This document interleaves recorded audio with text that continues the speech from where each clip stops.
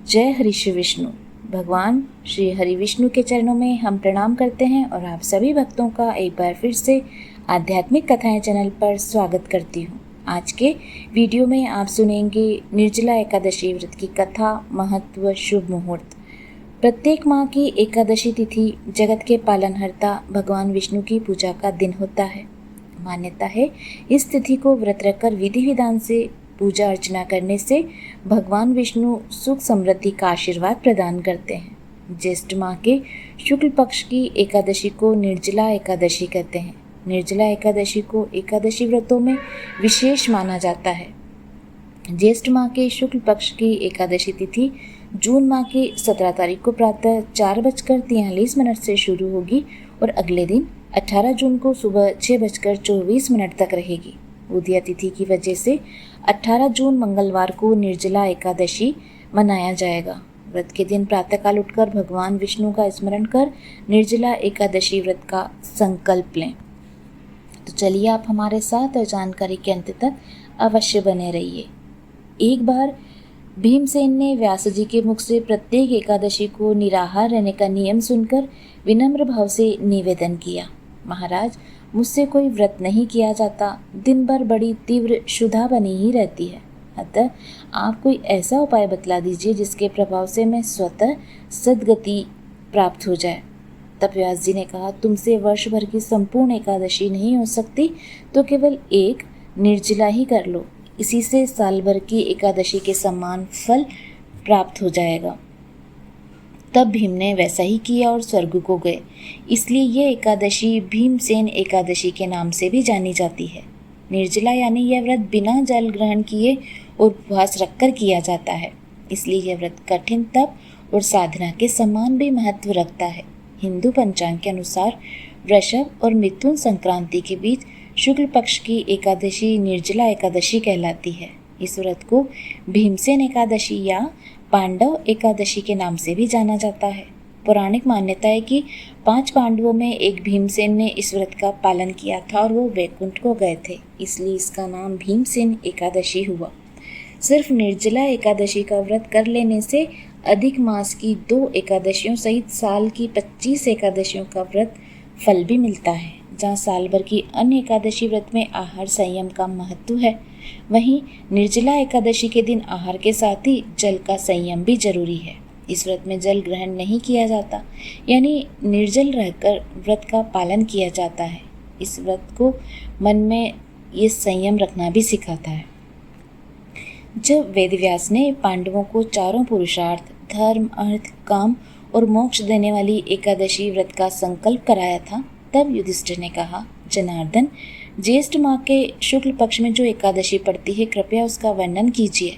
भगवान श्री कृष्ण ने कहा, राजन, इसका वर्णन परम धर्मात्मा व्यास जी करेंगे, क्योंकि ये संपूर्ण शास्त्रों के तत्वज्ञ और वेद वेदांगों के पारंगत विद्वान हैं।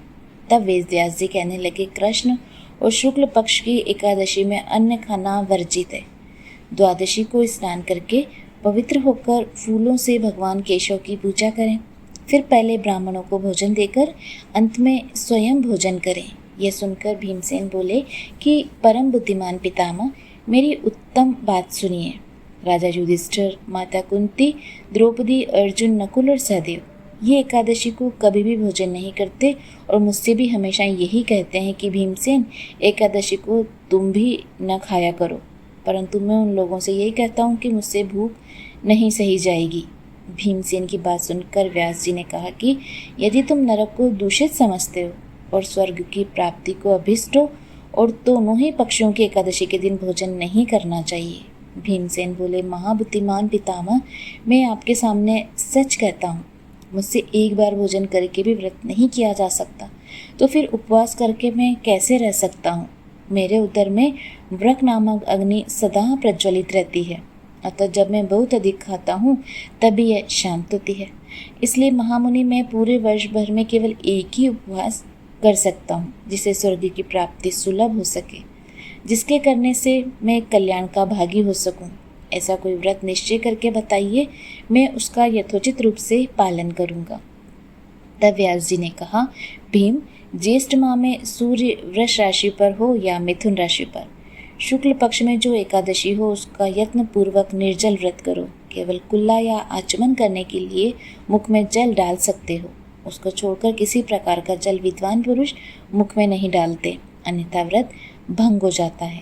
एकादशी को सूर्योदय से लेकर दूसरे दिन के सूर्योदय तक मनुष्य जल का त्याग करे तो ये व्रत पूर्ण होता है। इसके बाद द्वादशी को प्रभात काल में स्नान करके ब्राह्मणों को विधि पूर्वक जल और सुवर्ण का दान करें। इस प्रकार सब कार्य पूरा करके जितेंद्रिय पुरुष ब्राह्मणों के साथ भोजन करे। वर्ष भर में जितनी एकादशियाँ होती है उन सब का फल इस निर्जला एकादशी से मनुष्य प्राप्त कर लेता है, इसमें तनिक भी संदेह नहीं। शंख चक्र और गदा धारण करने वाले भगवान केशव ने मुझसे कहा था कि यदि मानव को सब छोड़कर एकमात्र मेरी शरण में आ जाए तो और एकादशी को निराहार रहे तो वह सब पापों से छूट जाता है। कुंती नंदन, निर्जला एकादशी के दिन श्रद्धालु स्त्री पुरुषों के लिए जो विशेष दान और कर्तव्य विहित है उन्हें सुनो। उस दिन जल में शयन करने वाले भगवान विष्णु का पूजन और जलमय धेनु यानी पानी में खड़ी गाय का दान करना चाहिए। सामान्य गाय या घी से बनी गाय का भी दान किया जा सकता है। इस दिन दक्षिणा और कई तरह की मिठाइयों से ब्राह्मण को संतुष्ट करना चाहिए और उनके संतुष्ट होने पर ही श्रीहरि मोक्ष प्रदान करते हैं। जिन्होंने श्रीहरि की पूजा और रात्रि में जागरण करते हुए इस निर्जला एकादशी का व्रत किया है, उन्होंने अपने साथ ही बीती हुई 100 पीढ़ियों को और आने वाली 100 पीढ़ियों को भगवान वासुदेव के परम धाम में पहुंचा दिया है। निर्जला एकादशी के दिन अन्न, वस्त्र, गो, जल, शैया, सुंदर आसन, कमंडल तथा छाता दान करने चाहिए। जो श्रेष्ठ तथा सुपात्र ब्राह्मण को जूता दान करता है वह सोने के विमान पर बैठकर स्वर्गलोक में प्रतिष्ठित होता है। जो इस एकादशी की महिमा को भक्तिपूर्वक सुनता अथवा उसका वर्णन करता है वह स्वर्गलोक में जाता है। चतुर्दशीय युक्त अमावस्या को सूर्य ग्रहण के समय श्राद्ध करके मनुष्य जिस फल को प्राप्त करता है वही फल इस कथा को सुनने से मिलता है। भीमसेन, ज्येष्ठ माह में शुक्ल पक्ष की जो एक शुभ एकादशी होती है उसका निर्जल व्रत करना चाहिए। उस दिन श्रेष्ठ ब्राह्मणों को शक्कर के साथ जल के घड़े का दान करना चाहिए। ऐसा करने से मनुष्य भगवान विष्णु के समीप पहुंचकर आनंद का अनुभव करता है। इसके बाद द्वादशी को ब्राह्मण भोजन कराने के बाद स्वयं भोजन करे। जो इस प्रकार पूर्ण रूप से पाप नाशिनी एकादशी का व्रत करता है वह सब पापों से मुक्त हो आनंदमय पद को प्राप्त होता है। यह सुनकर भीमसेन ने भी इस शुभ एकादशी का व्रत आरंभ किया था। उम्मीद है आपको आज की जानकारी पसंद आई होगी। इसी तरह की अन्य कहानियाँ व जानकारी सुनने के लिए प्लीज़ आप हमारे चैनल को सब्सक्राइब अवश्य कीजिएगा।